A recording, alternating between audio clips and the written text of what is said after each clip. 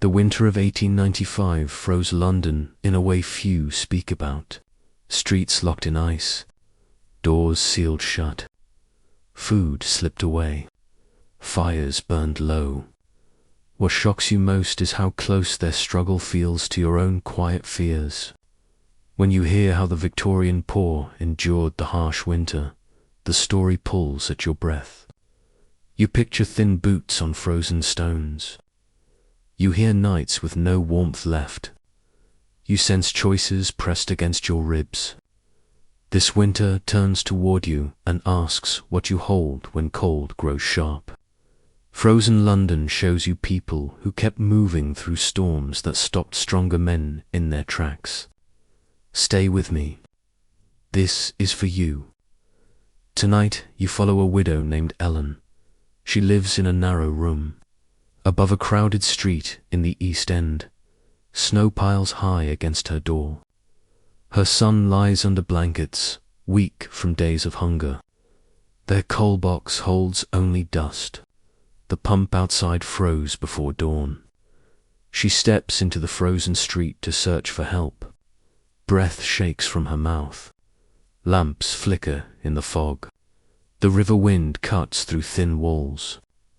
Ellen walks along the icy cobbles as the city holds its breath under the harsh winter of 1895. You walk with her as she searches for hope in a frozen world. I am glad you found this quiet corner. Tell me where you listen from and what time it reaches you. Pull your blanket close. Let your shoulders fall. Take a long, slow breath. Let your room soften around you. If this gentle story brings you rest, press like, leave a soft comment, and subscribe so you return for more calm nights. Ellen woke before dawn. The room held deep cold, not a small chill. A cold that pressed into her bones. She pulled the thin blanket higher over her son. His breath rose in soft clouds. His cheeks looked pale. His lips held faint color. She placed her hand above his chest. Slow rise, slow fall. Still steady. Relief moved through her ribs. She sat up and felt the sting of frost along her fingers. The window stood glazed with a thick curtain of ice. She wiped a small patch with her sleeve. The lane outside looked buried under blue shadows. Snow rose in uneven mounds.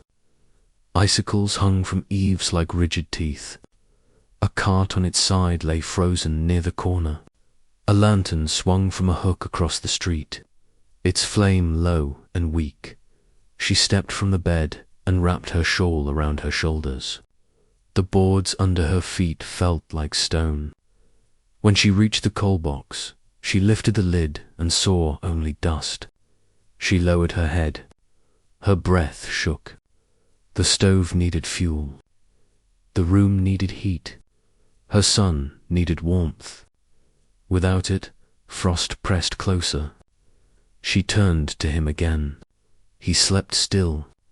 She touched his forehead, cooler than before.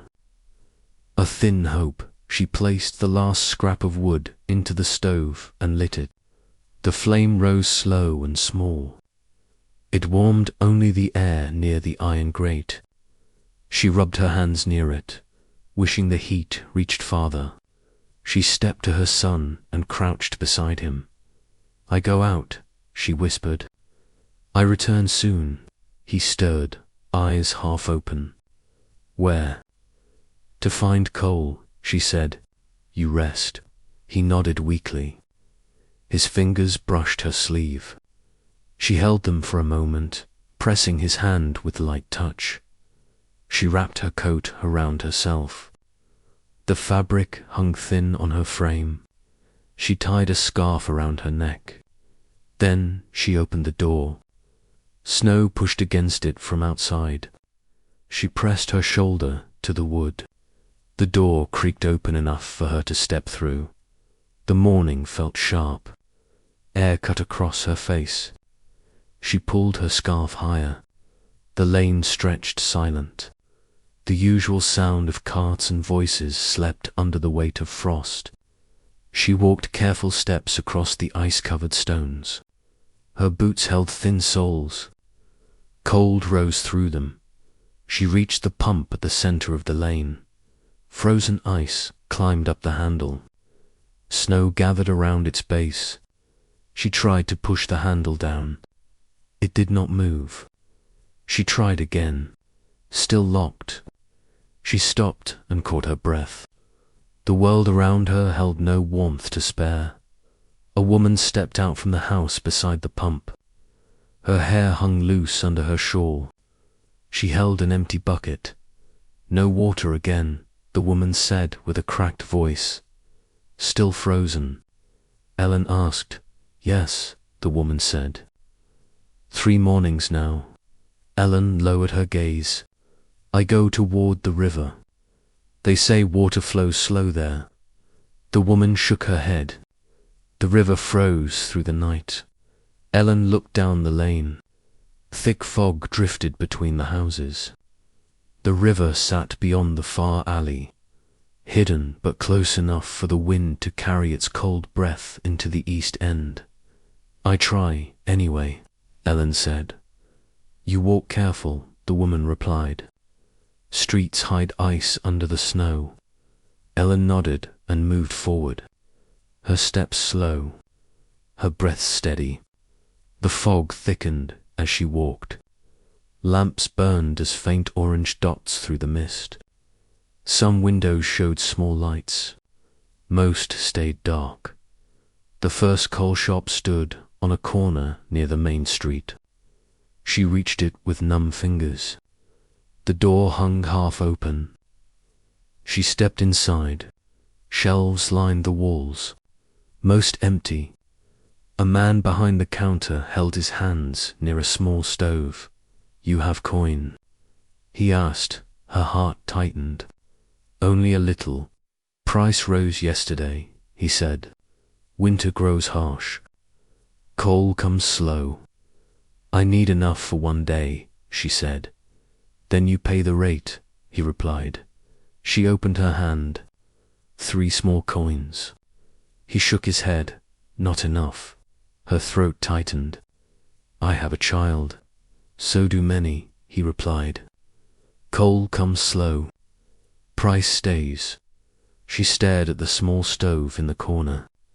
Its flame glowed bright, warm, alive. She turned away from it and stepped back outside. The cold hit her again. Snow brushed her coat. She bent her head and walked into the fog. She moved toward the river, passing 2 men carrying sacks. Their breath rose in white clouds. A horse stood tied near a post, frost clinging to its mane. Some shops opened their doors, but most held dark windows. At the next street, she saw a church group handing out blankets. People stood in a long line. Ellen stepped forward, but the man near the baskets shook his head. Blankets finished, he said. Come back tomorrow. I need coal, Ellen said. Coal runs thin, he replied. Try the yard by the docks. She nodded and turned left. The air grew sharper as she neared the river. When she reached the dockyard, she saw small piles of coal scattered near the sheds. Workers carried large bags toward carts. A man with a thick coat shouted orders. She approached him with careful steps. I need a handful of coal, she said. You work here? He asked. No, she replied. Then you take from the carts after workers fill them. Not now, he said. She watched the workers pouring coal into sacks. Some pieces fell to the ground. She stepped near a small pile and bent down to pick a few. The foreman glared at her. Leave that, he said. I take only what lies on the ground, she said. He stepped closer. Many people take from the ground. Soon nothing remains. Move along. Ellen stepped back and wrapped her coat tighter. Snow drifted across the dockyard, covering the smallest pieces. Her breath shook. She looked at the ground. Only a few tiny fragments remained. She crouched and swept them into her scarf.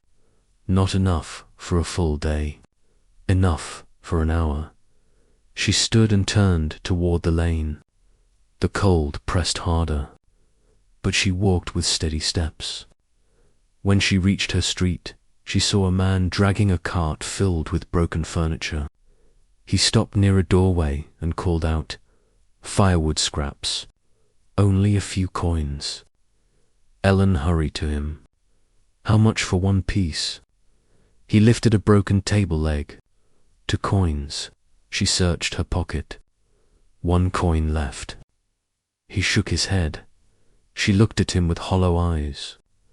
"I have a child." He paused, then lowered the leg. "Take it, but only this once." She bowed her head. "Thank you." With the coal fragments in her scarf and the broken leg in her arms, she hurried back into her house and climbed the stairs. Her son sat upright, waiting, his cheeks pale, his eyes tired.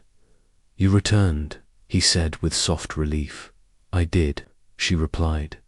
She placed the wood into the stove and added the small coal pieces. The fire rose slow but stronger than before. Warmth filled the center of the room. She wrapped her son in a thicker blanket and sat beside him. He leaned against her. "The cold felt heavy while you were gone. It softens now," she whispered. He closed his eyes. "Tell me what you saw." She told him about the frozen pump, the empty shelves, the coal shop, the dockyard, the kindness of the man with the cart. He listened closely, breath steady with each word. She touched his forehead. Warmth gathered there, not strong, but warmer than before. He opened his eyes. "We stay warm now." "For a little while," she said. The fire burned with soft glow. Snow drifted outside the window in thin white sheets. Ellen held her son close, feeling the rise of hope in the small room as the harsh winter of 1895 pressed against their walls, but found them still holding on. Ellen woke to the faint sound of cracking ice outside the window. The room stayed warmer than yesterday, though only in a small circle near the stove, where the fire still glowed from the coal fragments she saved through the night. Her son slept curled beside her, his breath smooth and steady. She brushed his hair aside and pressed her palm to his cheek. Warmth held, soft, fragile, but there she sat up and wrapped her shawl tight. The floorboards felt cold through her thin stockings. Frost glimmered along the nails. She stepped to the window and cleared a small circle. Outside, the lane lay buried in deeper snow than the day before. The drifts rose higher against the buildings. Footprints from the few who walked early formed jagged paths across the street. A horse stood tied near a post, its breath rising in thick clouds. Her son stirred behind her. "Is it morning?" "It is," she whispered. "You slept through the night." "I dreamed of warm bread," he said with a small smile. She turned toward him. "One day soon." He nodded and leaned back, holding the blanket close. "My chest hurts less." "You grow stronger," she replied. She walked downstairs and checked the stove. The remaining coal glowed faint red. She added the broken table leg. Flames rose in thin lines. She warmed her hands, letting the heat seep into her fingers. She filled the kettle with a small amount of water left from yesterday. When it boiled, she carried a cup upstairs. Her son sat upright now. "Is that for me?" "Yes," she said. He drank in slow sips. "It helps." She listened to his breath, still steady. She brushed her thumb across his hair. I must walk out again. We need more fuel. He gripped her hand. Do not stay long. I return fast, she promised. She helped him lie back and wrapped the blanket around him. Then she stepped downstairs and gathered her coat. The cold fabric stuck to her fingers. She tied her scarf close round her chin and opened the door. A wall of wind met her. Snow drifted sideways across the lane. She stepped out carefully. The stones below the snow felt uneven with ice. People moved slowly between the houses. A woman swept her step with a worn broom. A man carried a bucket of ice to melt for washing. Morning, Ellen, the man said. Morning, she replied. You search for coal again? Yes, she said. He shook his head. Coal grows harder to find each day. The barges froze at the dock. She lowered her gaze. I try anywhere today. The man pointed down the lane. They say the yard behind the baker's shop keeps scraps from old crates. Ellen nodded and moved toward the shop. The wind pushed at her back. Snow brushed her coat. She reached the side alley and stepped behind the building. A pile of broken wood lay scattered across the ground. Two men sorted through it. Is any scrap free? Ellen asked. One man looked up. If you haul it yourself. I do, she replied. He pointed to a small piece half buried in the snow. Take that. The rest goes to those who came before you. She bent down and pulled the wood from the icy drift. It felt heavy with frost. She tucked it under her arm and thanked the man. She stepped back into the lane. The wind grew stronger near the open street. She lowered her head and walked toward the pump. Two women stood there, trying to break the ice with a hammer. Each strike echoed through the narrow lane. Did it thaw? Ellen asked. Not yet, one woman said. We work until it moves. Ellen watched them for a moment, then moved on. She passed 3 houses with doors half buried in snow. A boy shoveled a small path in front of his mother's doorway. His fingers blue, his breath unsteady. You need gloves, Ellen said. I lost one, he replied. She reached into her pocket and pulled out a worn mitt she used when scrubbing clothes. She handed it to him. He placed it on his hand. Thank you. Keep warm, she said. She stepped into the next street. A coal cart stood near the corner, half empty. The seller leaned against it, blowing into his hands. Any coal left? She asked. Only full sacks, he said. No handfuls today. She looked down at the scraps in her arm. Not enough. She pressed her scarf closer to her mouth and turned toward the docks. The river wind caught her coat, pulling it tight against her frame. She stepped onto the dockyard path. Ice lined the wooden planks. Workers pushed crates toward a storage building. A small stove glowed near the main door. She approached a man stacking coal lumps into a heavy bag. Please, she said. I have little coin, but my son grows weak. He paused. His breath rose in sharp clouds. He looked down at her thin coat. His eyes softened. You take a few from the pile on the ground, he said. Not from the sack. Thank you, she whispered. He stepped aside. Ellen knelt and gathered 5 small lumps into her scarf, enough to warm the stove for a short while. She stood and bowed her head. Bless you, she said. He nodded. Keep your boy warm. She walked back into the lane with careful steps. Snow thickened again, drifting around her boots. Her fingers stiffened around the scraps of wood. The coal lumps shifted in her scarf when she reached her building. She climbed the stairs quickly and stepped inside the small room. The fire still held a faint glow. Her son looked up with hopeful eyes.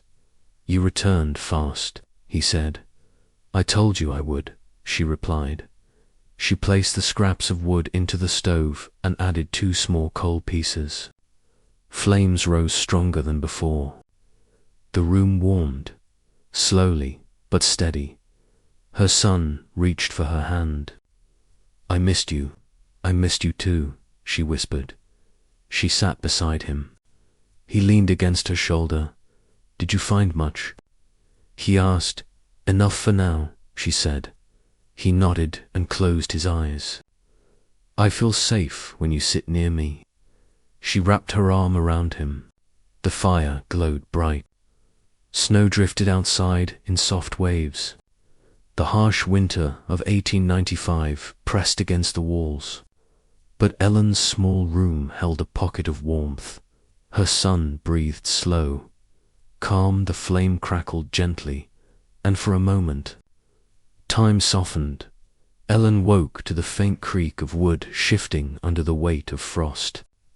The sound moved through the room like a slow sigh. Her son lay curled beneath the blanket, face turned toward the stove. She watched his breath, smooth, calm. Each rise eased the tension in her chest. She stood with care and wrapped her shawl around herself. The air in the room still held cold, but the fire she fed last night left a thin warmth that clung to the walls. She stepped to the window. Frost coated the glass in white sheets. She wiped a small patch clear. The lane below shone under pale light. Snow piled along the street in high ridges. The roofs wore heavy layers of ice. A man shoveled a narrow path through the drift, his arms moving in slow, tired strokes. A woman swept her step with the stiffest bristles of a worn broom. 2 boys pushed a cart with broken wheels. Their breath rose in sharp bursts. Her son stirred behind her. "Mama," she turned. "I am here." He sat upright, with more ease than yesterday. "My chest feels lighter. You grow stronger." He pulled the blanket closer. "Will the cold stay long?" "Long enough," she said softly. "The stove feels warmer this morning," he whispered. "I found enough coal to carry us through the night." He nodded. "You go out again today?" "I must," she said. "We need more fuel." He looked toward the frost-lined wall. "I will be all right." She knelt beside him and wrapped the blanket around his shoulders. "You rest. I return soon." He rested his hand on hers. "Be careful. The streets look icy." "I walked slow," she said. She kissed his temple and stood. She walked downstairs and checked the stove. Embers glowed faint red inside. She added a small scrap of wood and watched the flame rise again. The kettle held enough water for 1 more cup. She heated it and prepared a small drink for her son. Then she wrapped her coat around herself and opened the door. Cold struck her face like a solid wall. She stepped outside with steady breaths. Snow drifted sideways in thin sheets. Ice cracked beneath her boots. She moved down the lane, scanning for signs of open shops or carts. 2 women stood near the pump again, hacking at the ice with blunt tools. The handle had not moved in 2 days. One woman leaned on the pump with shaking arms. "It holds tight," the woman said as Ellen passed. "It will break soon," the other woman said. "We only need a little more." Ellen nodded. "You braved the cold early." "We have nothing left indoors," the woman replied. "We work for our water." Ellen walked on. She reached the main street, where the snow felt thinner from the passing of more feet. A line formed near the church hall, where volunteers handed out bread. Ellen stepped toward it. Any bread left? she asked. A man at the front shook his head. Gone by dawn. It goes fast, she whispered. You try again tomorrow, he said. Ellen stepped back into the street. She walked toward the coal shop. The shelves looked even emptier than yesterday. A few sacks lay in the corner, tied tight with rope. A man stood behind the counter counting coins. Do you sell single lumps today? She asked. He glanced up. No, sacks only. I cannot pay for a sack, she said. Then you take nothing. Her breath tightened. I took only scraps from the ground yesterday. Then you return when you afford more, he said. She stepped back out, her chest heavy with frustration. Snow drifted across the entrance. The cold rose again through the thin soles of her boots. She pulled her coat tight and turned toward the river. As she walked, she passed small groups of people hunched near alley walls, trying to block the wind. A woman held a baby wrapped in thin cloth. A man rubbed his hands together, breath rising in thin wisps. Near the corner, 2 children searched the ground for fallen coal. You find any? Ellen asked. One child shook his head. Only stones. She handed them one small piece she saved in her pocket. Take this. Their faces brightened. Thank you. Keep warm, she said. She continued walking. The closer she came to the river, the sharper the cold pressed against her skin. The fog thickened. The wind reached across the dock and wrapped around her shoulders like a weight. She stepped onto the dockyard path. Workers pushed crates across the frozen boards. A small stove near the wall burned with weak fire. Men huddled around it. She approached the man stacking coal once again. You return, he said. Yes, she said quietly. He looked at her scarf. You found scraps. Some, she answered. Not enough. He sighed and lowered his voice. I find 2 pieces earlier. Fell from a bag. They lie behind the barrels. Her eyes softened. Thank you. No one should freeze, he whispered. She stepped behind the barrels and found the pieces buried in snow. She lifted them and held them to her chest.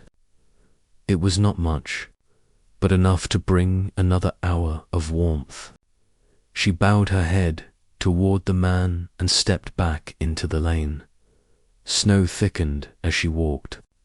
She moved slowly, careful not to slip. When she reached the pump again, she saw a small crowd gathered. A boy shouted. It moved. Ellen stepped closer. The women broke through the top layer of ice. Water trickled out in thin line. They cupped their hands, letting it fall into buckets. Ellen waited in line. She filled a small mug she carried with her and covered it with cloth. Bless you, one woman said. You helped yesterday. We help each other, Ellen replied. She walked back to her building with slow, steady steps. When she reached the door, she pushed it open and climbed the stairs. Her son sat upright, waiting with eager eyes. You returned, he said. I told you I would, she said. He reached for her hand. Your scarf is cold.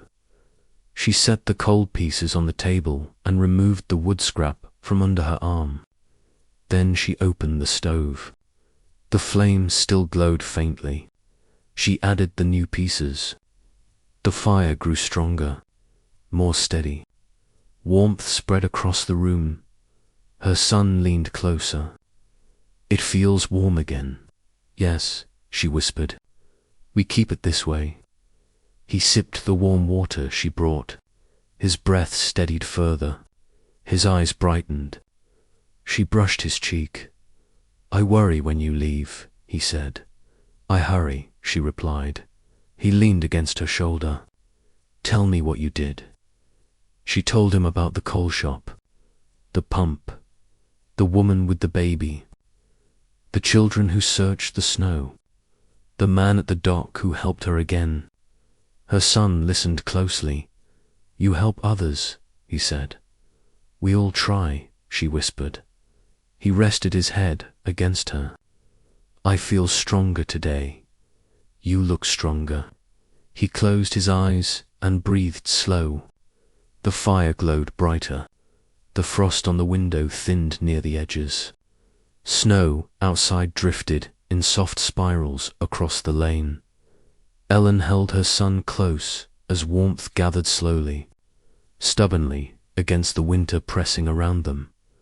Ellen woke before sunrise, stirred by the soft cracking sound of ice shifting along the roof beams. The room held a faint trace of warmth from the coal she fed into the stove during the night. Her son slept with his face turned toward the glow. She watched his breath for several long moments, smooth, even. No tight pull at the end. Relief settled inside her. She rose slowly, careful not to wake him. The boards felt cold beneath her feet. She wrapped her shawl around her shoulders and stepped toward the window. Frost glazed the glass in white sheets. She wiped a small circle clear. Outside, the lane lay half covered in fresh snow. The night brought another layer, soft but deep. Footprints crossed here and there. A group of men cleared a path with shovels. 2 women passed carrying empty pails toward the pump. Their breath rose in sharp bursts. Her son stirred behind her. "Are you up, Mama?" She turned to him with a small smile. "I am. Did you sleep well?" He sat upright with more strength than the day before. "I slept long. My chest does not burn." "You heal," she said softly. He pulled the blanket around his shoulders. "I want to stand again." "You stand soon," she replied. "After the stove warms the room." She stepped downstairs and checked the embers. They glowed faint red. She added one of the small coal pieces she saved from yesterday. Flames rose with a soft crack. The warmth spread slow but steady. She placed the kettle on the stove and waited for water to heat. A knock sounded at the door. Ellen opened it to find her neighbor, Mrs. Carter, wrapped in a thick shawl. "You look tired," Mrs. Carter said. "We all do," Ellen replied. "I bring a little broth," Mrs. Carter said. "My daughter made it last night. Enough for 2 bowls." "You share what you need yourself," Ellen said. "We have more than some," Mrs. Carter said quietly. "Take it." Ellen accepted the pot with gratitude. "Thank you. Your boy improves." Mrs. Carter asked. "He grows stronger," Ellen said. "Good," Mrs. Carter replied. "We need good news." Ellen closed the door and carried the pot upstairs. Her son's eyes brightened when he saw it. "Broth again?" he asked. "Yes," she said. She filled a small cup for him. He drank slowly, savoring each warm sip. Color rose in his cheeks. When he finished, he set the cup aside and looked toward the stove. "Can I stand now?" he asked. She nodded, slowly. She stood and held out her hands. He gripped her fingers and pulled himself up. His legs shook for a moment, but they held. He took 2 steps toward the bedpost, then 1 more toward the stove. His breath stayed steady. "I walked farther," he said proudly. "You walk stronger each day," she whispered. He returned to the bed and sat with care. She wrapped the blanket around him again. "Will you leave again?" he asked. "I must," she said. "We need more fuel. And I check on neighbors." He lowered his gaze. "I stay here and rest." "You do," she said. She kissed his forehead and stepped downstairs. She wrapped her coat around herself and opened the door.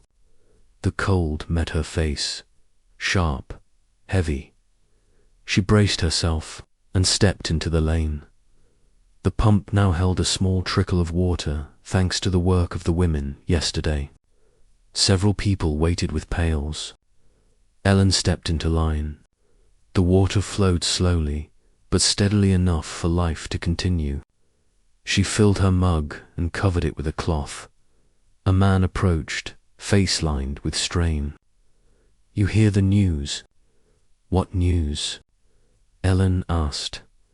3 families near the docks ran out of coal during the night, he said. 1 child grew weak by morning. Ellen's chest tightened. "Are they safe now?"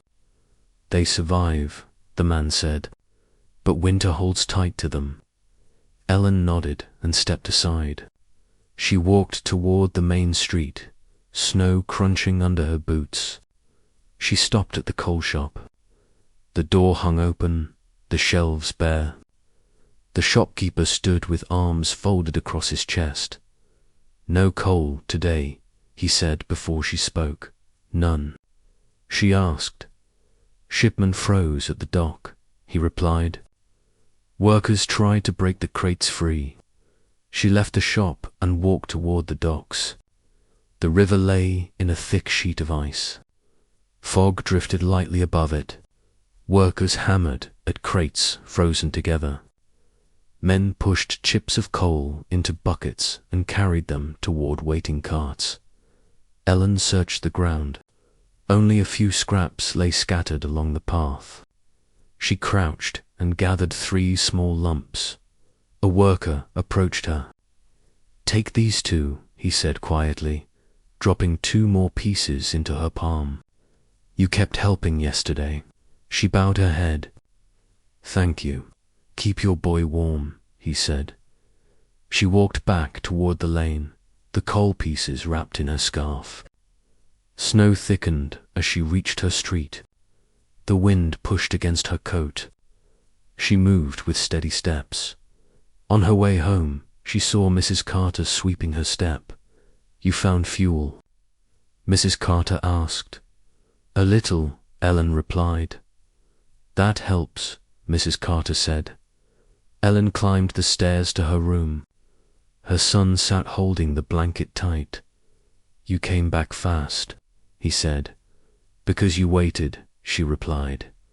She opened the stove and added 2 cold pieces. The flame rose bright and warm. Her son placed his hands near the heat. "It feels warm," he whispered. "You deserve warmth," she said. He leaned against her with tired relief.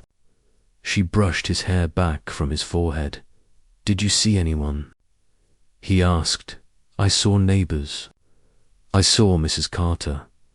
I saw the dock workers," she said. "Did you help them?" He asked. "I tried," she said. He closed his eyes. "Winter feels smaller when you return." She held him close and kissed the top of his head. "Winter grows smaller because you heal." They sat together near the stove, holding on to the warmth that restored their small world. Outside, snow drifted and wind moved through the narrow streets of the East End. But Ellen's room held calm. Ellen woke to a strange sound in the early light. It was not the cracking of ice, not the distant scrape of shovels. It was softer, a low hum of voices moving through the lane. She sat up and wrapped her shawl around her shoulders. Her son slept curled close to the wall, breath warm and steady. She let her hand rest on his shoulder and waited. Smooth rise, smooth fall. His strength held. She stood and stepped to the window. Frost traced long white lines across the glass. She cleared a circle with her sleeve. Outside, the lane looked brighter than the last days. Snow still piled high, but the sky glowed pale gold through the thinning fog. A group of men carried sacks toward the corner. Women gathered near their doors. Children followed behind with small buckets. Her son stirred. "What is that sound?" "People gather outside," she said. "Why?" he asked. "I find out," she replied. He pulled the blanket tight around his shoulders. "I want to stand again later." "You will," she said. After the fire warms the room, she stepped downstairs and checked the stove. The embers still held a faint red glow. She added one coal piece from yesterday's scraps. The flame rose slow but steady. She filled the kettle with the last of the water she collected at the pump and set it near the fire. A knock came at the door. Ellen opened it to find Mrs. Carter leaning forward with flushed cheeks and snow on her shawl. "You heard the news?" Mrs. Carter asked. "No," Ellen replied. "The relief carts reached the market," Mrs. Carter said. "Frozen crates broke free at the dock. They bring bread and small sacks of coal for families who suffered most." Elon's breath caught. "How many?" "Not enough for all," Mrs. Carter said, "but enough for some." They said to gather at the lane by the church hall. Ellen's hands shook with sudden hope. "I go there now." Mrs. Carter placed a hand on her arm. "Be quick. The line grows fast." Ellen nodded and hurried upstairs. Her son looked up. "What happened?" he asked. "Supplies came," she said. "I go to the hall. I return soon. You stay near the stove." He nodded. "Bring bread if you can." "I try," she said softly. She wrapped her coat around herself and stepped outside. The cold pushed against her face, but the air felt lighter, sharpened by rising sun. Snow drifted in thin sheets along the lane. People walked in long lines toward the main street. Ellen joined them. The church hall stood near the end of the road. Smoke rose from its chimney. A large table outside held crates half buried in frost. Volunteers carried small sacks from the carts. Relief workers arranged goods with stiff fingers. The crowd gathered in a wide arc. A man stood on the steps calling out names from a list. Families with sick children first. Ellen stepped forward. "Here," the man looked up. "Your name?" "Ellen Hart," she said. He flipped a page. "Your room is listed. Your child ill. He grows stronger but needs warmth," she said. The man nodded and handed her a small sack of coal and a loaf of bread wrapped in cloth. "Keep the coal dry. More families wait." She bowed her head. "Bless you." She stepped back into the lane, holding the sack tight. The coal felt heavier than anything she carried in weeks. A man beside her whispered, "Hold it close. People watch." She tucked the sack inside her coat and wrapped the bread in her shawl. Snow fell in soft flakes, brushing her face. She hurried home. When she reached her door, she pushed it open and climbed the stairs with quick steps. Her son looked up with wide eyes when she entered. "You found something," he said. "Yes," she replied. She placed the bread in his hands. He held it as though it might vanish. "It smells warm," he whispered.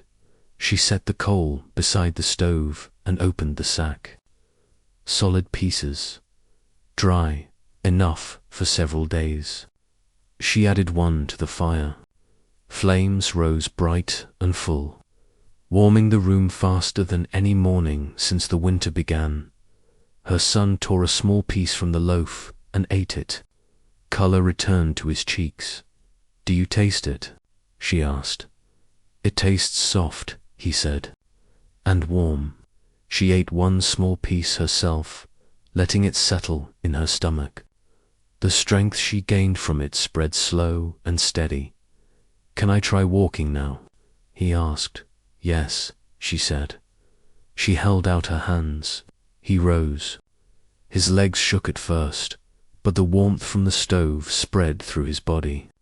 He took 2 steps, then 3. His breath stayed smooth. You walk stronger, she said. He smiled. I want to walk to the window. You try, she said. He held her hand and moved slowly. They crossed the room together. When he reached the window, he placed his palm against the cold glass. I see the lane, he whispered. What do you see? She asked. People walk without fear, he said, and the sky looks bright. She wrapped her arm round his shoulders. The day grows kinder. He leaned his head against her side. I want to help others when I grow strong. You will, she said softly. They returned to the bed, and he sat with the bread in his lap. She covered him with the blanket and added another coal piece to the fire. The flames spread warm light across the walls. A soft knock reached the door downstairs. Ellen stepped down and opened it. A young woman stood outside, holding a thin scarf around her neck. They gave coal to some families, the woman said. Did they give you any? Yes, Ellen replied. The woman lowered her gaze. I have none.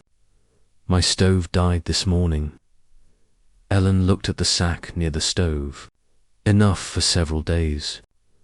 Not enough for many, but more than she expected to ever receive. She reached inside and took out 2 pieces.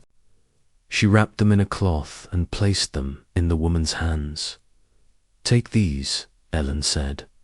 The woman's eyes filled. You need them too, and I still have some left, Ellen replied. The woman nodded with trembling lips. You saved my morning. Keep your home warm, Ellen said. The woman stepped into the snow again and hurried away. Clutching the cloth, Ellen closed the door and walked upstairs. Her son looked at her with calm eyes. You gave some away? He asked. Yes, she said. Good, he replied. We share, like others did with us. She sat beside him. He rested his head on her shoulder.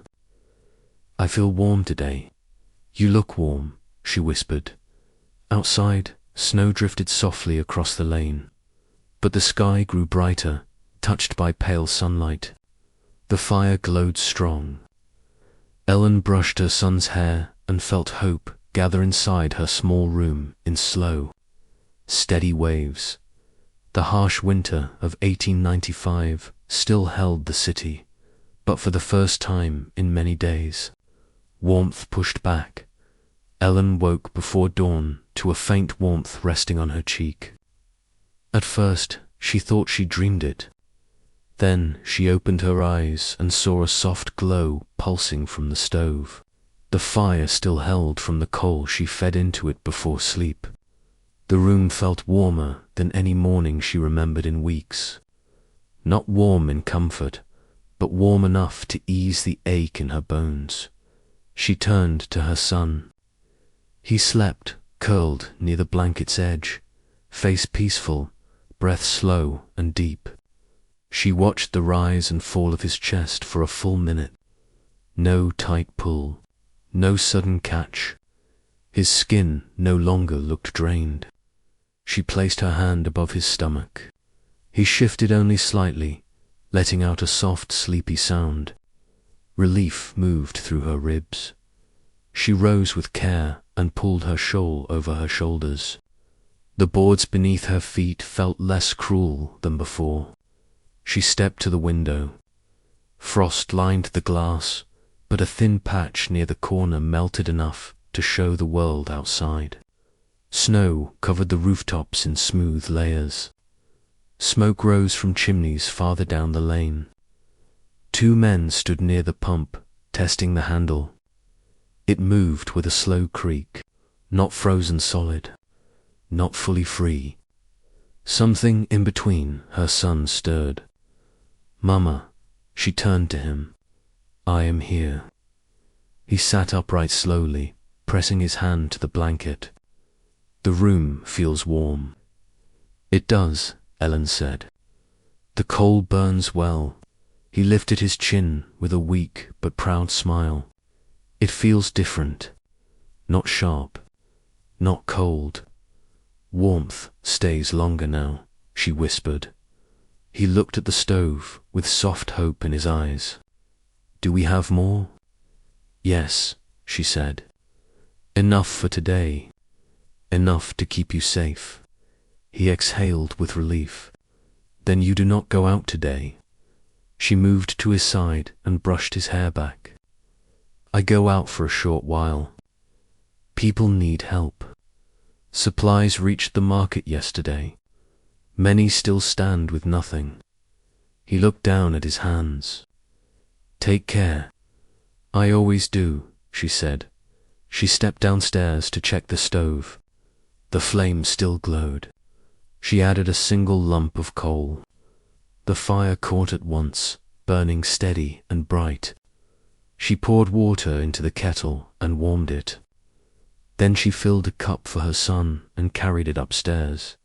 He drank in slow sips, letting the steam warm his face. It tastes good. It wakes your strength, she said. His eyes softened. I want to walk again today. You will, she said. She wrapped her coat around herself. Her son lowered his gaze. I stay near the fire. You stay safe, she replied. She kissed his forehead and stepped outside. The cold greeted her, but the air felt lighter than the past days. Snow drifted across the lane in soft waves. The sky held a pale blue hint behind thin clouds. People moved in slow lines toward the main road. Some carried empty baskets. Others held cups for water. Ellen walked toward the pump. The two men managed to free the handle. Water trickled in uneven bursts, but enough to fill a bucket with time. Good morning, one man said. You freed it? Ellen asked. Took half the night, the man replied. But the ice cracked. Water flows again. Slow but steady, the other said. Ellen nodded. People need it. I fill for 3 homes, the first man said. You need some. I have enough for now, she said. She stepped toward the market. Snow thinned under heavier footsteps. Vendors stood behind small tables wrapped in heavy coats. Bread sat in baskets. Thin soups steamed in pots. A few families gathered near the hall, waiting for the next distribution of coal. Ellen stepped toward the church steps. A volunteer sorted names in a ledger. Do you need anything today? The volunteer asked. I check for work, Ellen said. If you need hands, the volunteer looked up. We need people to bring blankets to families near the bridge. They slept cold last night. I go, Ellen said at once. The volunteer placed a small bundle of blankets into her arms. Be careful. The bridge road still holds ice under the snow. I walk slow, she said. She left the market and made her way toward the river. Snow drifted from rooftop edges as she passed. The wind from the water carried sharp cold, but her coat held better warmth today thanks to the fire that burned strong at home. She reached the bridge road. Crates still stood near the river where workers hammered ice from the planks. A few houses lined the edge of the river path. Ellen approached the first door and knocked. An older man answered with tired eyes. Morning, blankets, Ellen said. From the hall, his shoulders relaxed. Bless you. My fire died last night. She placed one blanket in his arms. Used 2 layers, he nodded, wrapped the blanket around himself, and closed the door to keep warmth inside. Ellen moved to the second house. A mother opened the door, holding her child close to her chest. Ellen handed her the next blanket. "You help again," the mother said softly. "How do you walk in this cold each day?" "People helped me," Ellen answered. "I return the care." The mother lowered her gaze. "You bring comfort." Ellen walked to the last house. She knocked, no answer. She pushed the door slightly. A man sat inside with his back to the stove, rubbing his hands together. "I bring a blanket," Ellen said. He lifted his head slowly. "Thank you." She handed it to him. He wrapped it around his shoulders, as though he feared it might slip away. "You keep your fire lit," she said. He nodded. "If I find fuel." Ellen left him with a faint hope. She stepped back onto the road and walked slowly toward her own lane. Snow drifted around her. A gust from the river brushed against her face. But as she walked, she felt something neither, cold, still pressed from every side. But it no longer swallowed her strength. She reached the door of her building and climbed the stairs. Her son sat upright near the stove, the blanket wrapped around his chest. His face brightened at the sight of her. "You returned," he said. "I did," she replied. He shifted forward. "I walked while you were gone." "How far?" she asked. "For steps," he said proudly, not shaky. She touched his hair. "Good, you grow strong." He breathed slow. "Tell me what you did." She sat beside him. "I brought blankets to families near the river. Their fires froze. They needed warmth." He leaned his head on her arm. "You help many." "We all help each other," she whispered. He closed his eyes. "I want to help when I stand longer." "You will," she said. "You bring hope to others already." He smiled faintly. "I want more bread later." "You have some saved," she said. "We eat soon." He rested in her arms. The fire hummed inside the stove. Warmth pushed outward in soft waves. Frost on the window thinned along the edges. Snow drifted gently outside, quiet and slow. Ellen watched her son breathe. For the first time in many mornings, his strength outpaced the cold dot. Ellen woke to the distant rumble of carts rolling over frozen stones. For days the streets lay silent under thick snow, so the sound unsettled her. She opened her eyes and looked toward her son first. He slept on his side with one hand tucked against his cheek, breath slow and steady. No strain, no tight pull. She placed her hand on his shoulder, warm. She let out a slow breath. She rose and wrapped her shawl tightly around herself. The boards under her feet felt cold, but not as harsh as the early days of the storm. She stepped to the window and cleared frost from the glass. The lane below churned with quiet movement. Men pushed wheels through the snow with stiff arms. A cart loaded with firewood creaked under its weight. A woman swept ice from her steps while calling her children inside. Across the street a man struggled with a rope tied around 2 barrels of water. Her son stirred behind her. "Is someone outside?" "Yes," she said softly. "The streets wake early today." He sat up, leaning on his elbows. His cheeks held warm color. "I slept good." "You slept deep," she said. "Can I try walking now?" He asked. "We walk after you eat," she said. "The fire must warm the room first." She stepped downstairs. Embers glowed inside the stove. She added a small piece of coal from the sack they received yesterday. The flame rose with a soft crackle. Heat reached her hands at once. She warmed the kettle and poured water into a small pot for broth. A knock sounded at the door. Ellen opened it. Mr. Dalton, the worker who often helped direct the lane, stood outside with a scarf wrapped twice around his neck. "Morning," he said. "You hear the news?" "No," Ellen replied. "More wagons reached the market by dawn," he said. "A few shops opened again. They offer basic supplies. Short lines for now."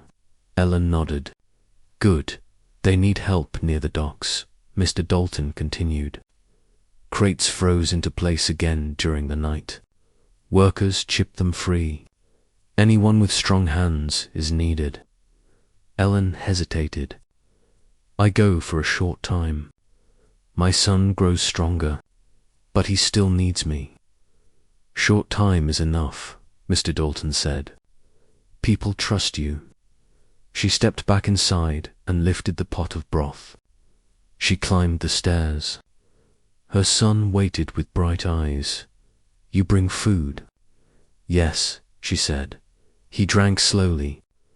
Color brightened in his cheeks again. He pushed the blanket off his legs and held out his hands. "I want to walk now," he said. Ellen helped him stand. His legs trembled, but not as much as before. He took one step, then two, then a third. He paused and caught his breath. "You move with strength," she said. He smiled. "I feel steady." "You rest now," she said. He returned to the bed and leaned back. She wrapped the blanket around him. "I check on the docks for a short time." His smile faded a little. "You return soon?" "I return fast," she said. He nodded. "I wait by the stove." She kissed his forehead and stepped outside. The cold met her at once, but the wind held less bite today. She walked down the lane with steady steps. Men shoveled paths between buildings. A woman hauled buckets from the pump. Children searched for twigs under the snow to help light stoves. Ellen turned toward the docks. The smell of river ice drifted on the air. The fog above the frozen surface glowed pale in the rising light. Workers hammered at crates that stuck fast to the planks. A man struck a crate with the handle of his shovel. "This one won't move," he muttered. Another worker shouted from the side. "We need heat on the hinges." Ellen approached. "What can I do?" One man looked at her, surprised. "You again." "I help," she said. He nodded. "Clear the ice around those boards." She knelt, scraped frost from the edges of a large crate, and brushed snow from the gaps. Her fingers stiffened quickly from cold, but she worked through it. Each handful of snow she cleared revealed more frozen wood. A worker poured a small amount of warm water onto the hinge. Steam lifted and faded into the air. The crate cracked with a loud snap. The men cheered. They moved it aside and opened a path toward the wagon. Ellen stepped back and brushed the frost from her sleeves. A woman hurried toward her. "Ellen." "There you are." It was Mrs. Whitby, a mother of two who lived near the pump. "My house lost heat again," she said. "Do you know if the hall gives blankets today?" "Not today," Ellen said, "but coal carts might reach the market." Mrs. Whitby's eyes dimmed. "I cannot afford the rate." Ellen lowered her voice. "Wait until midday. The price shifts when the crowd grows loud." Mrs. Whitby nodded. "Thank you." Ellen moved deeper into the dockyard. She saw a group of workers lifting a crate of flour. The boards under their feet creaked from the weight. She stepped behind them and helped guide the crate to the cart. "You save us time," one worker said. "We all move faster together," she replied. By noon, the crate stacked neatly near the main path. Workers rested on barrels, breath rising in long clouds. The river wind whistled. but the sun pushed thin warmth into the air. Ellen stepped back toward her lane. Snow crunched under her boots. She passed two children shivering near a wall. "You have a stove at home?" she asked. The smaller child shook her head. "No coal." Ellen reached into her pocket and handed them one small piece from the sack she carried days before. "Use this with wood." Their faces brightened. "Thank you." She continued walking until she reached her door. When she stepped inside and climbed the stairs, her son looked up with joy. "You came back fast," he said. "You were waiting," she replied. He held out his arms, and she sat beside him. He leaned against her shoulder. "I stood again while you were gone." 5 steps. "You grow strong," she whispered. He pointed toward the window. "I watch the men clear the street. It looks wide now." "It widens more each day," Ellen said. He rested his head against her arm. "Tell me what you did." She told him about the docks, the frozen crates, the workers hammering at the boards, the children she helped, the quiet strength that moved through the morning. He listened to every word. Eyes soft, breath steady. "I want to help people too," he whispered. "When I am strong, you already help me," she said. He smiled faintly. "I want to stand outside one day." "You will," she whispered. And soon, the fire hummed inside the stove. Warm light spread across the walls. Snow drifted outside in slow, gentle waves. Ellen brushed her son's hair and listened to the quiet rhythm of his breath. Winter still pressed around the city, but strength grew in their small room as steadily as the fire glowing in the stove. Ellen woke to a softer kind of cold, not the sharp cut that broke into her bones, not the heavy stillness that weighed on the early days of the storm. This morning felt muted, as if the winter paused. She opened her eyes and turned her head toward her son. He slept curled beneath the blanket, breath steady and warm. His cheeks held a faint color. His fingers no longer trembled in sleep. She brushed his forehead. The warmth there felt steady, sure, and full. She rose quietly and wrapped her shawl around her shoulders. The boards beneath her feet felt cold, but nothing like the frozen bite from earlier days. She stepped toward the window. Frost clung to the edges of the glass, but a thin streak of clear space stretched across the center. She wiped it away with her sleeve and peered into the lane. The street carried a faint glow. Snow lined the edges, pushed aside by shovels and carts. A few children played near the corner, scraping small sticks through the snow to form uneven shapes. A woman carried 2 pails toward the pump. A man lifted a crate onto a cart, his breath rising in soft bursts. The air still held cold, but it shaped itself differently now. Less cruel, more controlled as her son stirred behind her. "Morning." She turned and smiled softly. "Morning." He sat upright, pressing his palms against the blanket. "My chest feels clear." "I hear it," she said. "Your breath stays strong." He pushed the blanket aside and swung his legs over the edge of the bed. "I want to walk early today." "You walk soon," she said. "After you eat." He nodded and leaned back against the wall. "I wait." She stepped downstairs and checked the stove. Embers glowed bright within it. She added a small piece of coal from the sack they received. The flames rose at once, filling the room with warm light. She filled the kettle with water and set it near the stove. She stirred the pot of broth from yesterday and warmed it. The scent lifted into the air, soft and comforting. A knock sounded at the door. Ellen opened it to find Mr. Dalton standing there, frost clinging to the edges of his scarf. "Morning, Ellen," he said. "Morning," she replied. "We need hands near the market," he said. A few wagons tipped over on the ice near the square. Goods scattered. People slipped, trying to gather them. Ellen nodded. "I walk there after I feed my son." "Good," he said. "We gather as many as possible.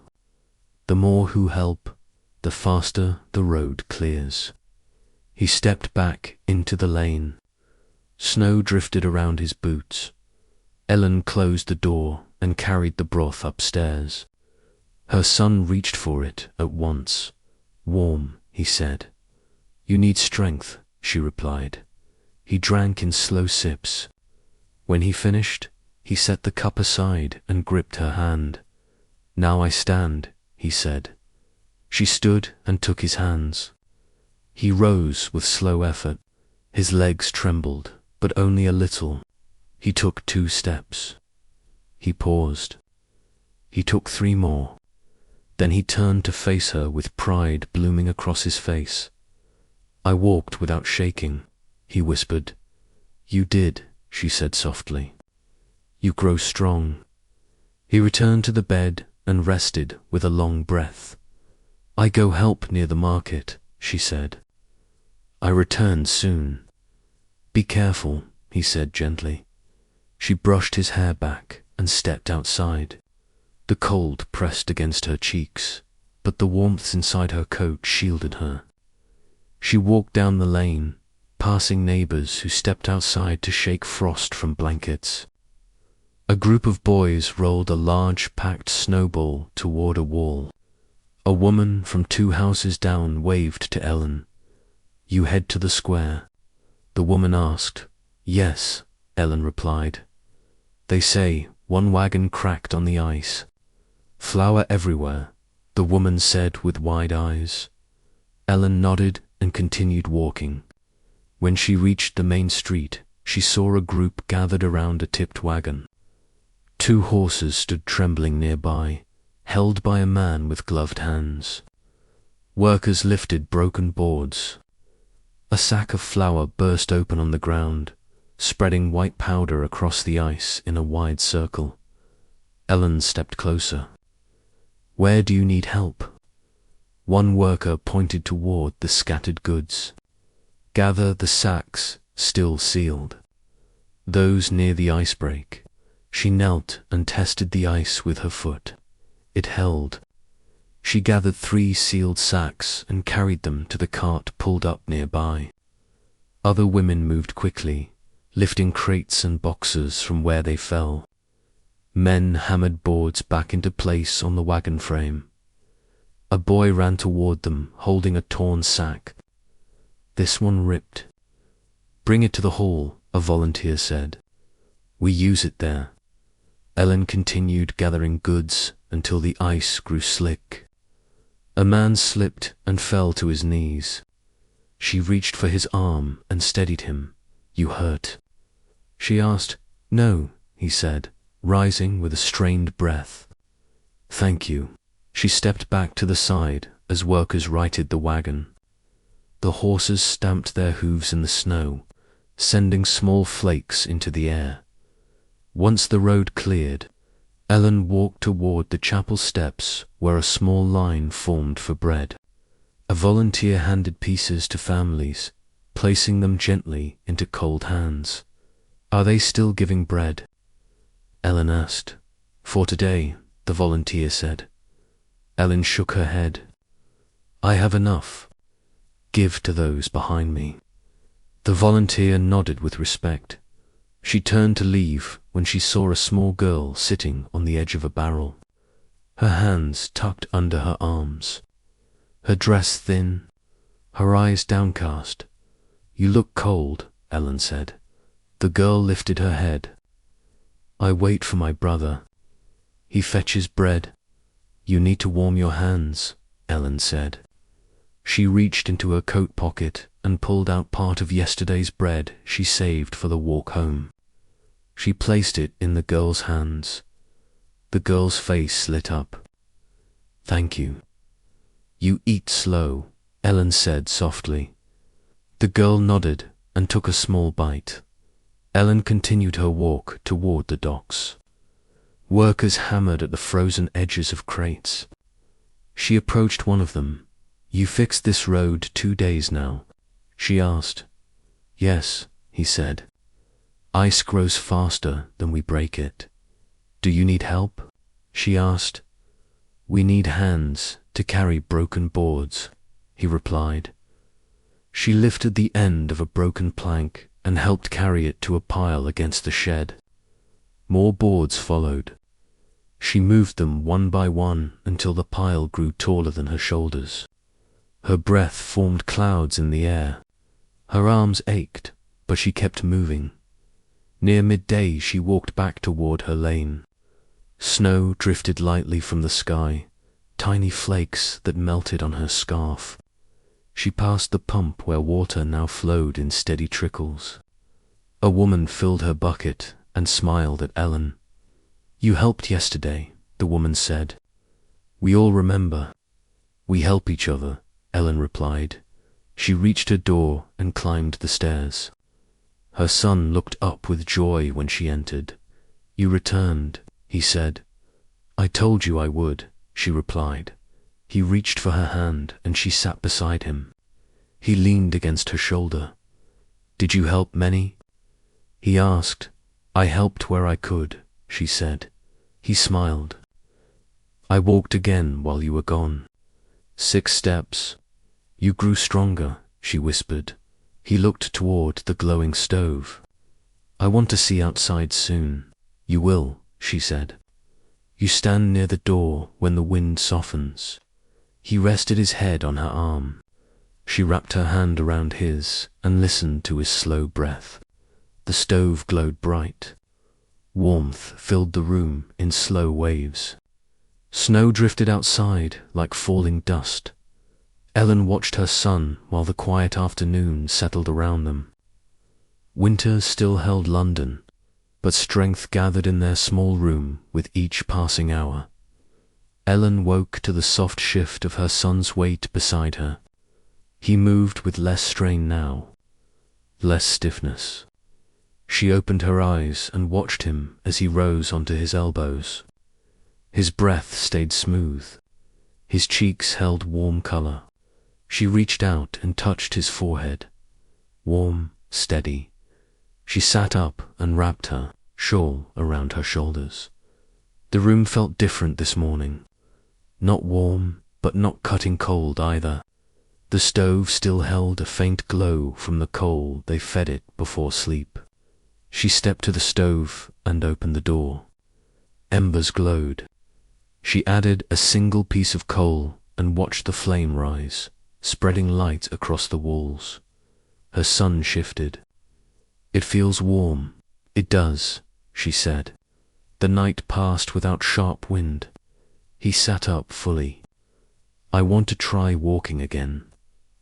You walk after you eat, she replied. He nodded. Patient now, in a way that came from long days of weakness. Ellen stepped to the window. Frost clung to the corners, but a strip of clear glass cut through the center. She wiped it wider. Outside, the lane looked busy. Men carried crates toward the square. A group of women gathered with empty buckets near the pump. 2 boys brushed snow away from a small cart, preparing it for errands. Visitors from another part of the district pulled blankets behind them. Her son watched her. Is the city waking? It wakes early, she said. The storm weakened. He smiled faintly. You leave again? Yes, she said gently. People need help. Supplies move faster now. I stay near the stove, he said, sounding stronger today. She stepped downstairs and warmed broth in the pot. She filled a cup and carried it upstairs. He drank slowly, savoring each warm sip. Good, he whispered. You stand now, she said. He pulled himself up with her hands. He steadied himself and took one long breath. Then he stepped forward. One step, another, and a third. His legs shook, but only lightly. He reached the window and placed his palm on the cool glass. "I reached here," he said proudly. "You did," she said. He stood a moment longer, then returned to the bed. She wrapped the blanket around him. "I go now," she said. "You return fast," he replied. She kissed his cheek and stepped outside. The cold pressed against her face, but the air felt lighter, less heavy. She walked toward the pump, where neighbors filled buckets. "It flows well today," a woman said. "Better than yesterday," Ellen replied. She walked toward the market. Several shops reopened. Bread rested on tables wrapped in cloth. Small sacks of flour lined shelves. A butcher sold small bones for soups. People moved slowly, careful of the ice underfoot near the chapel steps. A volunteer handed out a list of families still in need. Ellen stepped toward him. "Do you need hands today?" she asked. "Yes," he said. "We send warm bricks to elders who cannot leave their rooms. Can you carry some?" "I do," she said.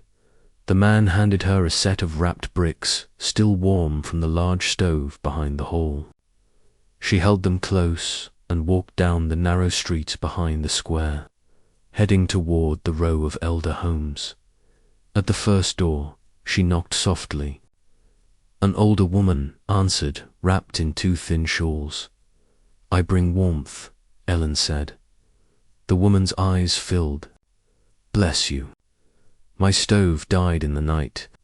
Ellen placed two warm bricks in her hands. "Wrap them in cloth. Keep them near your feet." The woman nodded. "You saved me from a cold morning." Ellen moved on. At the next home, an older man answered with trembling hands. "Warmth for you," she said. He held the bricks close. "I thank you," she continued, until her bundle emptied. She returned to the hall to collect more. As she walked, she passed two children crouched near a wall, their faces pale from cold. "You need warmth too," she said. They looked up at her with wide eyes. She handed them one warm brick wrapped in cloth. They held it between them with small, grateful smiles. "Share it," she said softly. They nodded. She returned to the square for another bundle. A man approached her with frost in his beard. "You walked far," he said. "People wait," she replied. "We see you work every day," he said. "You keep this street alive." Ellen lowered her gaze. "We all help." She returned to the elder homes and delivered the remaining bricks. Some thanked her with soft voices. Others nodded with eyes closed, preserving their strength. The sun rose higher through the clouds, spreading a thin silver light across the rooftops. She stepped away from the square and walked toward the river. Ice still covered the surface. Fog drifted in long lines above the water. Workers thawed crates with hot water. Their breath rose in soft bursts. Ellen crossed the dockyard and helped a man lift a frozen crate into a cart. Her hands stung from the cold, but she moved with steady focus. "You have strength." The man said, "Strength grows when needed." She replied. She walked back toward her lane as snow drifted lightly from the sky. The wind softened. The air felt less heavy, less sharp. She reached her building and climbed the stairs. Her son sat upright with the blanket wrapped round his shoulders. His face brightened. "You came back," he said. "I told you I would," she replied. He reached for her hand. She sat beside him, and he leaned his head on her arm. "Tell me what you did," he said. She told him about the market, the elder homes, the warm bricks. The children she helped, the volunteers working through the cold. He listened closely, eyes soft and steady. You bring warmth to everyone, he whispered. We all must help, she said. He lifted his head. I walked again. 7 steps. You grow strong, she replied. He rested against her. The stove hummed with warm light. Snow drifted outside in slow, patient waves. The room held calm. The winter still lingered, but strength settled deeper into their small home. Ellen woke to a faint tremble in the floorboards, as if someone below stepped heavier than usual. She opened her eyes. The light in the room looked softer than past mornings. Not bright, not warm, but steady. The stove still held a faint red glow from the coal she fed it before sleep. She sat up and looked toward her son. He lay on his back, one arm resting across his chest. His breath flowed smooth and deep. His skin held a gentle color. His curls rested across the pillow. She touched his forehead, warm, not too warm, healthy warmth. Relief eased through her ribs. He opened his eyes slowly. You wake early, so do you, she replied with a quiet smile. He pushed himself upright. I slept strong. You gain strength, she said. He stretched his arms carefully and swung his legs over the edge of the bed. I want to stand before food today. You stand after a few sips of broth, she said softly. Your body needs fuel. He nodded without protest. His patience grew stronger with his health. Ellen stepped downstairs. The stove hummed with glowing embers. She added a small piece of coal. The flame rose in a slow wave. She warmed broth in the pot, stirred it, and poured a small amount into a cup.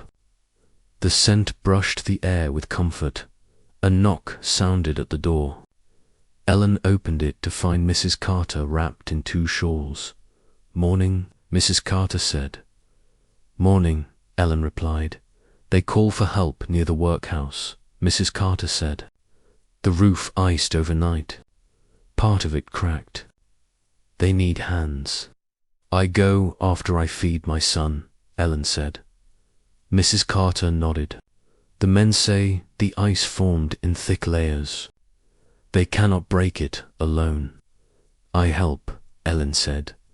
Mrs. Carter placed a hand on her arm. Your strength helps this lane more than you know. Ellen lowered her gaze. We all have strength.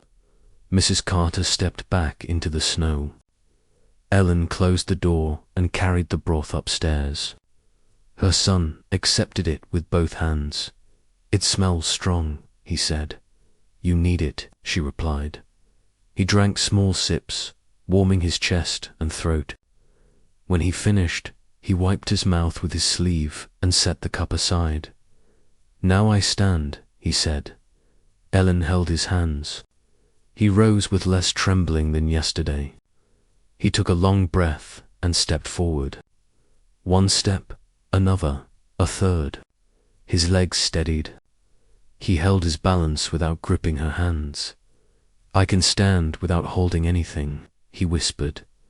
You grow strong, she replied. Brushing his hair back, he walked 2 more steps toward the window and placed his hand on the cold glass. The lane looked bright beyond it. I see people moving, he said. The city works today, Ellen replied. He turned toward her. I want to walk outside one day. You will, she said. He returned to the bed and wrapped the blanket around his shoulders. Be careful today. I return fast, she said. She kissed his forehead, wrapped her coat around herself, and stepped into the cold. The air held a faint bite, but lighter than past mornings. Snow drifted across the lane in thin sheets. Men carried boards toward the workhouse. Women swept steps. Children gathered sticks for fires. Ellen walked toward the workhouse. A group of workers stood near the side wall, staring at the roof. Ice hung in thick sheets that glistened in the pale light. A section sagged under the weight. One man turned toward her. "Ellen, we need help. What must be done?" she asked. "We remove ice from the edges," he said. "If it grows heavier, the roof gives." Ellen nodded. "Show me where." The man led her toward a set of crates stacked beneath the roof. She climbed onto one and reached up with her gloved hands. Ice clung to the roof beams in heavy layers. She chipped at the edges with a metal tool handed to her. Large pieces broke loose and fell to the ground with hard thumps below. 2 men cleared the fallen ice. Another climbed onto the opposite side, tapping the frozen layer with his hammer. Ellen worked slowly, breaking small pieces to avoid sudden collapses. "Hold there," one man said. "That section loosens." Ellen slowed her taps. The ice cracked in a low groan. It slid down in a slow wave and dropped safely onto the ground. Workers cheered under their breath, careful not to make loud sounds that echoed across the brittle roof. They moved along the side of the building. Ellen cleared more ice, working with steady rhythm. Her hands numbed from the cold metal, but she kept going. A woman approached with warm cloth wraps. "Wrap your hands," she said. Ellen nodded and wrapped the cloth around her fingers. Warmth spread through her palms.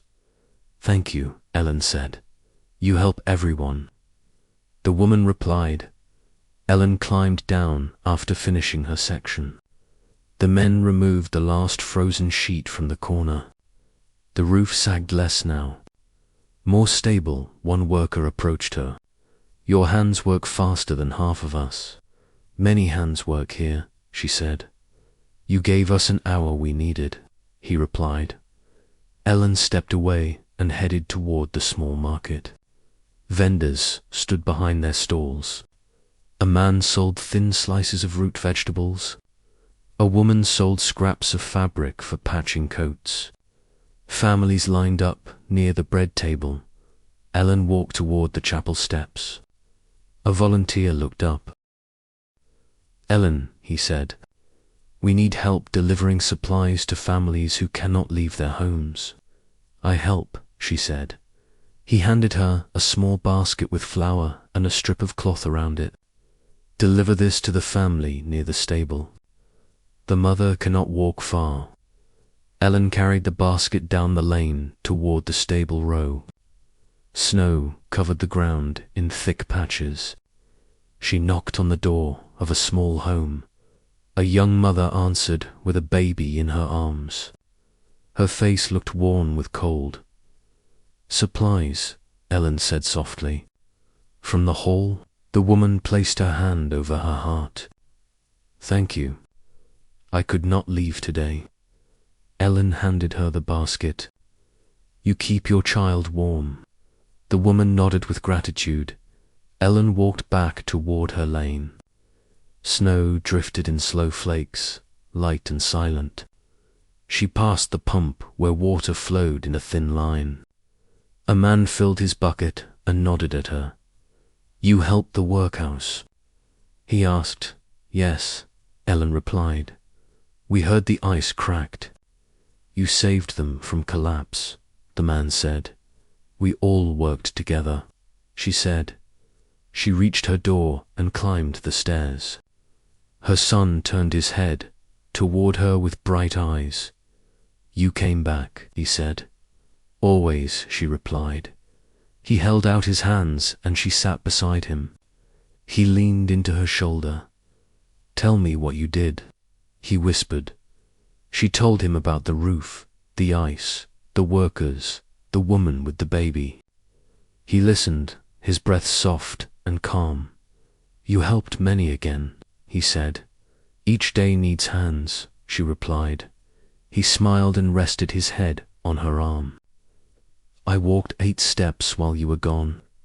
You grow stronger, she whispered. He closed his eyes and soaked in the warmth from the stove. Snow drifted outside in slow lines. The room glowed with steady light. Winter still held the city, but strength filled their hearts with each passing day.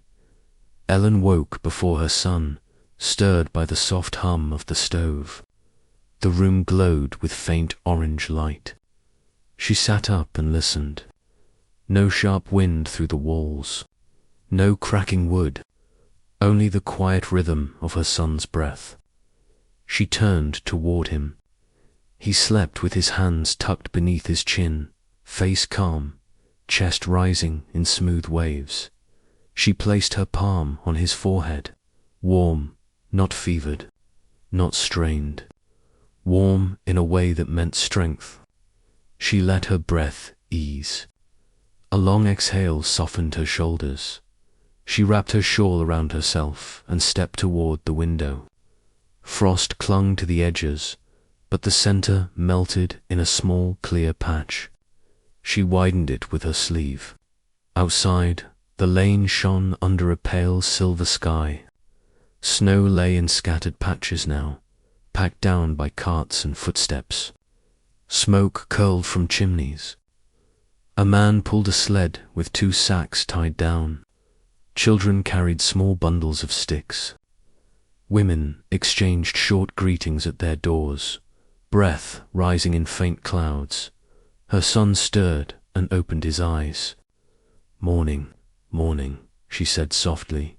He sat up. "My chest feels clear again." "You grow stronger each day," she whispered. He pushed his blanket aside. "I want to try walking far today." "You walk after you eat," she said. He nodded, patient and proud. She stepped downstairs. The stove still held glowing embers. She added a piece of coal. Flames rose in soft light. She warmed broth in the pot and filled a cup. The scent spread through the room. She climbed the stairs with slow, careful steps. He reached for the cup. "Warm, you need strength," she said. He drank slowly. When he finished, he set the cup aside and lifted his chin. "I stand now," he said. Ellen held out her hands. He rose with only a slight tremble in his legs. He steadied himself. He took a step without holding her hands. Then another, then 3 more. He walked to the window, placed his palm against the cold glass, and looked outside. "I see the square," he whispered. "You see farther today," she said. He turned toward her, a quiet pride filling his eyes. "I want to walk across the room." "Walk slow," she said. He stepped forward again. 1 step, a second, a third. He reached the opposite wall and leaned against it with a quiet laugh. "I crossed the whole room," he whispered. "You did," she said. He returned to his bed. Breath steady. "I leave for a short while," she said. "I wait here," he replied. She kissed his forehead and wrapped her coat around herself. She stepped into the lane. Cold brushed her cheek, but the air felt softer today. Snowflakes drifted lightly. The sky, though grey, held a gentle glow. She walked toward the main street. Vendors arranged goods on their tables. A man hammered a broken wheel back together. A woman wrapped loaves of bread in cloth. Near the chapel steps, volunteers spoke in low voices. A man saw Ellen and waved her forward. "We need help with the infirmary," he said. "They lack hands today." The frost weakened the back wall. "I go," Ellen said. He handed her a small bundle of cloth and pointed toward the far side of the square. "Take this to the infirmary. They need wraps for hands." Ellen walked across the square. The infirmary stood near the corner, a low building with frost lining the roof edges. Inside, the air felt cold, but warmer than the streets. A nurse approached her.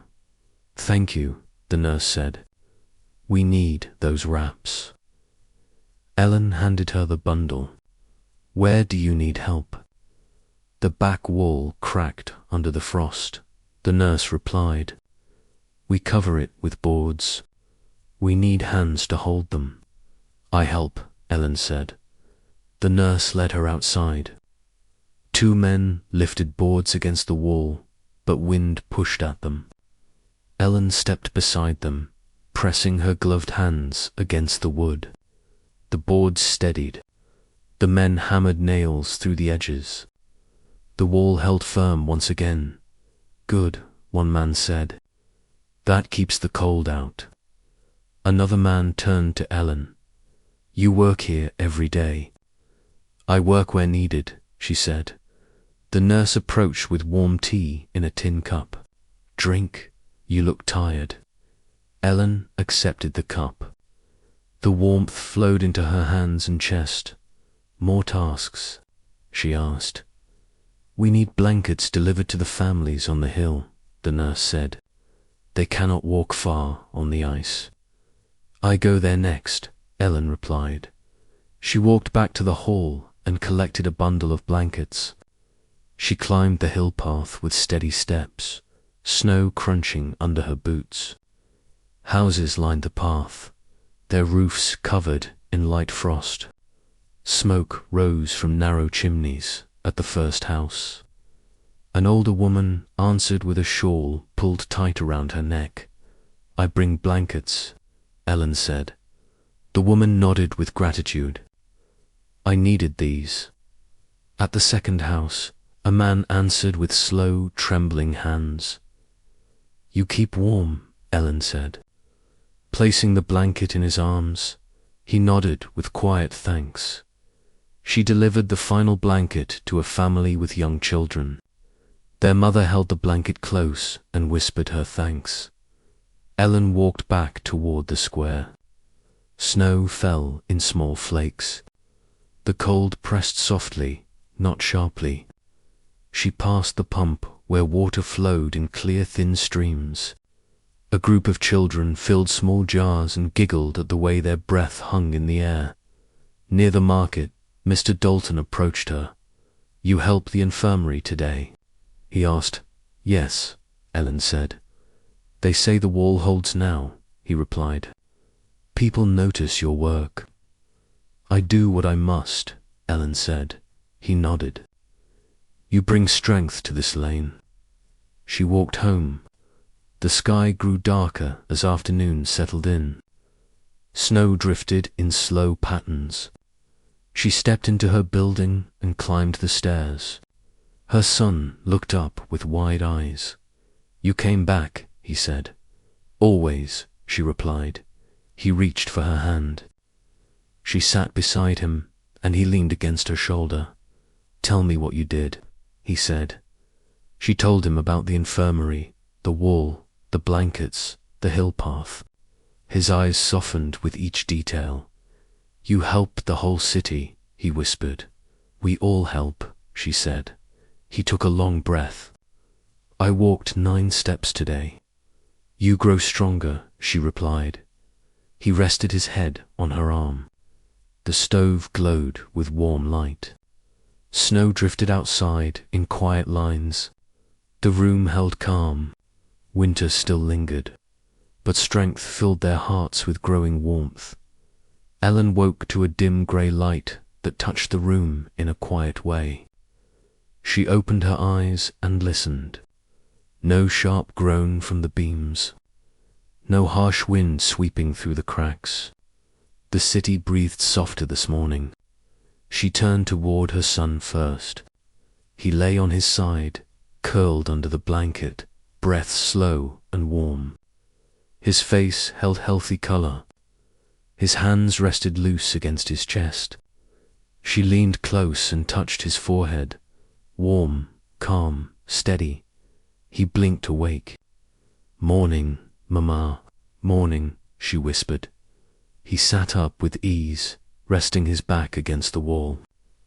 "I slept strong." "You grow stronger," she said softly. He pulled the blanket aside and let his feet touch the floor. I stand early today. You eat first, she replied. He smiled with patience earned from many hard days. I wait. Ellen stepped downstairs. The stove held glowing embers from the coal she fed it before sleep. She added another piece from the sack. The flame rose and warmed the room with steady light. She filled the pot with broth and let it heat. Steam curled through the air with a gentle scent. She poured some into a cup and carried it upstairs. Her son took the cup with both hands. Warm, you need strength, she said. He drank slowly. When he finished, he lifted his chin and pushed himself up. Ellen held out her hands, though he needed them less each day. He stood. His legs trembled only a little. I walk now, he said. He stepped forward. 1 step, 2, 3. His breath stayed steady. He walked to the window and placed his palm on the glass. I see children outside, he whispered. Ellen stepped beside him. They gather near the pump. He turned toward her. I want to walk farther. You walk across the room, she said. He nodded. He turned and walked toward the opposite wall. He reached it and rested his hand on the boards. I crossed it again, he said proudly. You grow strong, she replied. He returned to the bed and wrapped himself in the blanket. Ellen brushed his hair back. I must go out again. The city needs hands. I wait here, he said gently. I walk again when you return. She kissed his forehead and wrapped her coat around herself. Then she stepped into the cold. The air felt sharp but not brutal. Snow drifted in small flakes. The sky held a pale glow through the clouds. Ellen walked into the lane. Men carried sacks of sand to spread on slippery patches. Children cleared snow from doorsteps. Women gathered near the pump to fill buckets. Mrs. Carter waved to Ellen. You head to the square. Yes, Ellen said. I heard the relief hall needs hands. Mrs. Carter said. More families seek supplies. I go there, Ellen replied. She made her way to the square. The relief hall stood with smoke rising from its chimney. Volunteers arranged crates outside. A man saw Ellen and motioned her forward. We have need today, he said. A shipment of blankets and flour came early. We sought them before dusk. I help, Ellen said. He handed her a stack of cloth strips. Tie each blanket with these. People carry them easier. Ellen knelt beside a pile of blankets. She folded each one neatly and tied a strip of cloth around it. Volunteers worked around her, stacking sacks of flour, organizing bundles of wood, and sorting jars of broth. Ellen's hands moved with steady rhythm. A woman beside her said, We hear your boy grows stronger.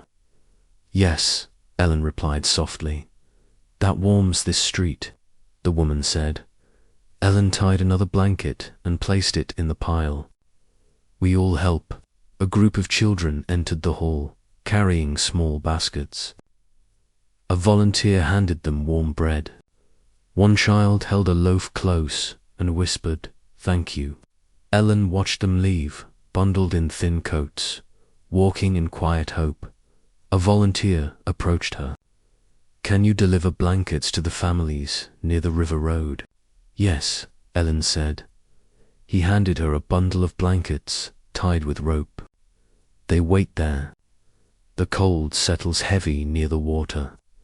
Ellen lifted the bundle and walked toward the river path. Snow crunched softly under her boots. The wind from the water brushed her face. She stepped into the narrow alley that led toward the river homes at the first door. A mother answered with a newborn in her arms. I bring blankets, Ellen said. The mother's eyes filled with relief. Thank you. The nights freeze us.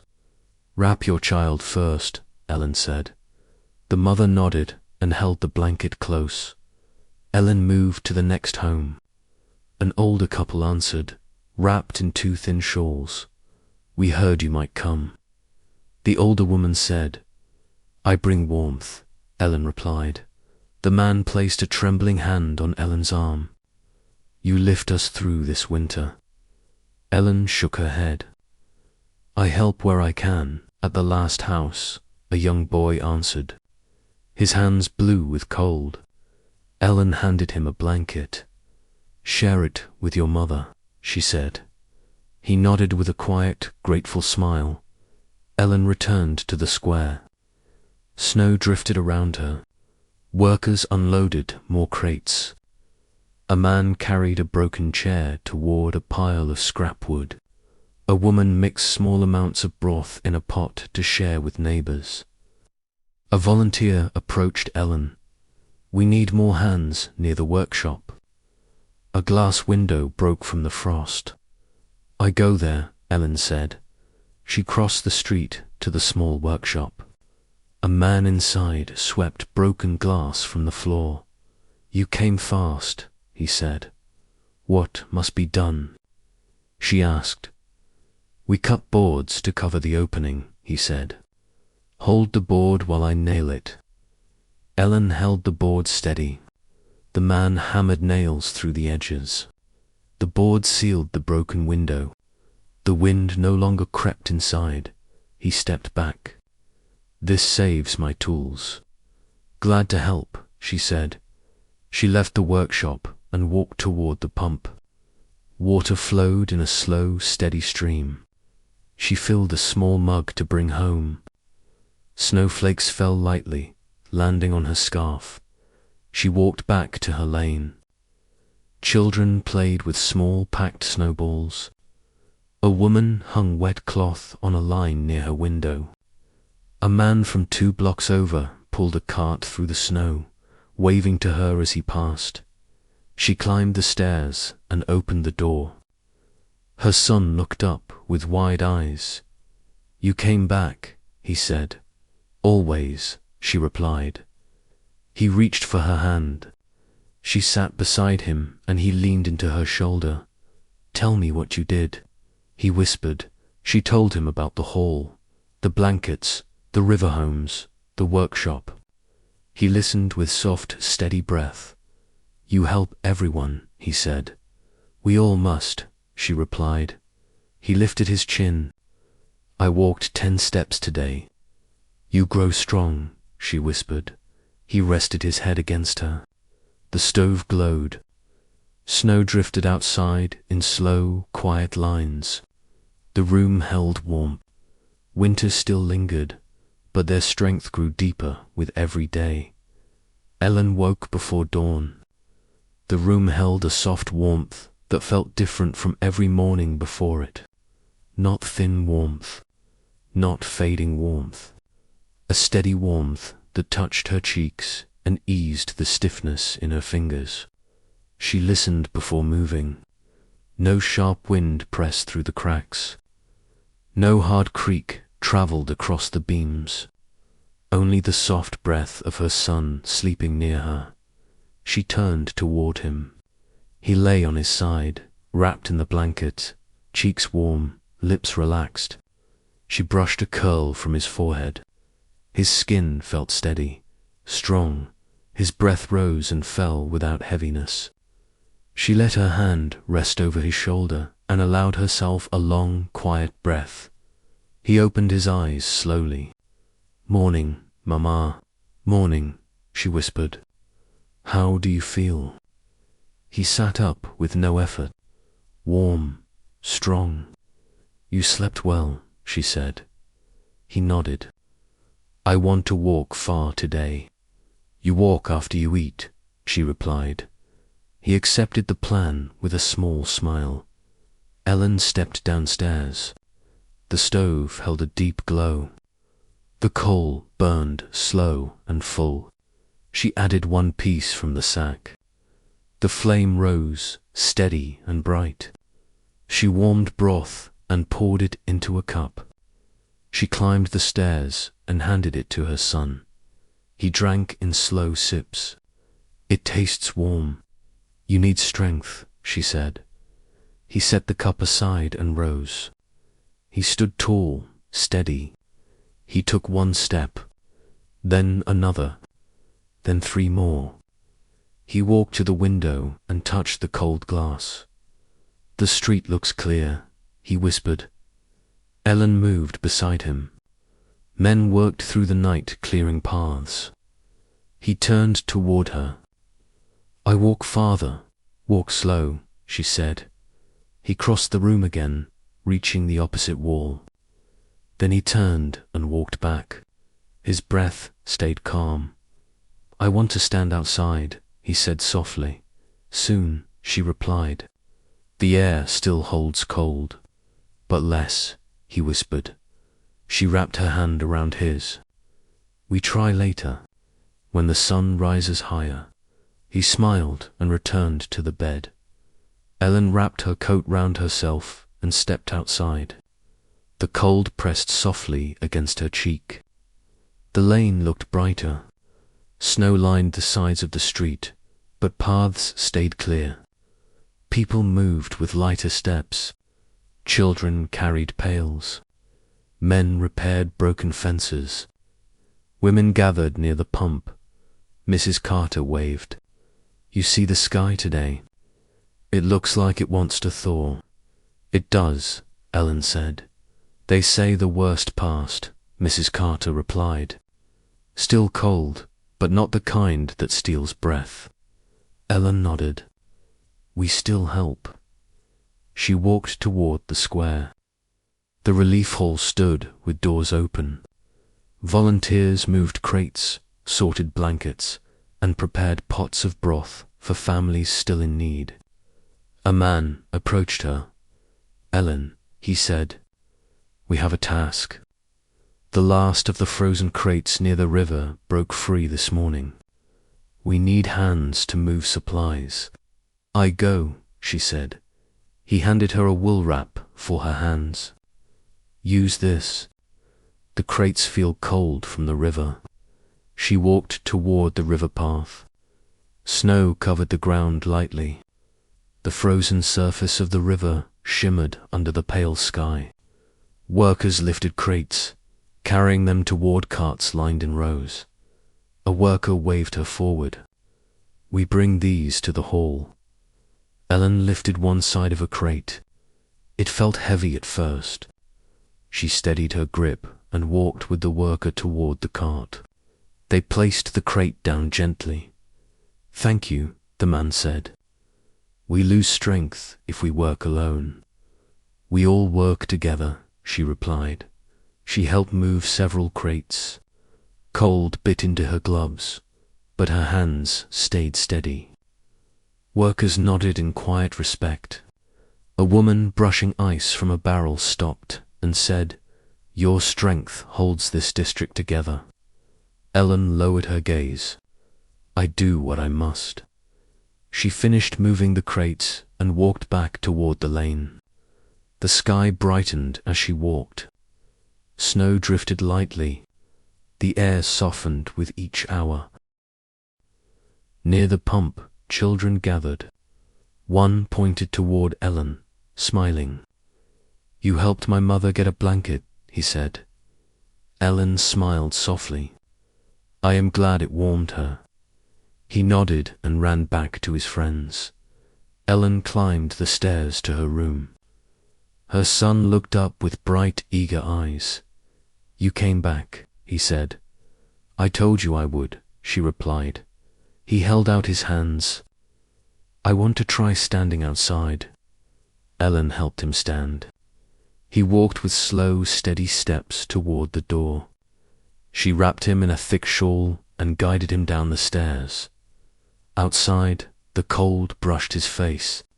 He breathed in slowly. "It feels softer," he whispered. "It does," she said. He stepped forward. One step, another. He reached the pump and touched the wooden post beside it. I stand here, he whispered. Outside, Ellen stood beside him. You grow stronger than the winter. He looked up at her with quiet pride. I feel strong. Neighbors passing by nodded to him, offering soft greetings. A woman said, Look at him. He stands tall now. He blushed faintly. Ellen placed her hand on his shoulder. After a few minutes, she said, We go inside now, before the cold grows sharp. He nodded. But I did it. You did, Ellen said. They walked back to their room. He sat near the stove and let the warmth settle into his hands. Ellen sat beside him and brushed his hair once more. Tell me what you did today, he said. She told him about the crates, the river path, the workers, the children. He listened with soft breaths and warm eyes. You helped many again, he whispered. We all keep each other warm, she said. He leaned against her. I stood outside. You did, she said. Snow drifted outside the window in slow light flakes. The stove glowed brighter. The room held steady warmth. The winter no longer felt endless. It felt like something they survived together. Ellen rested her hand over her son's. His breath stayed slow, calm, certain. She looked toward the stove, then toward the window, then toward him. The storm that once pressed hard against their walls now softened into the quiet snow falling outside. They endured. They stood. They survived. Thank you for spending this quiet time with me. The story rests now. Winter softened. Ellen's strength carried her through each long night. Her son found warmth again. I hope this gentle walk through their days brought calm to your evening before you drift off. I leave a small gift for your next visit. Another soft story waits for you. A quiet winter tale from another time. I share it soon. Rest now. Breathe slow. Stay warm.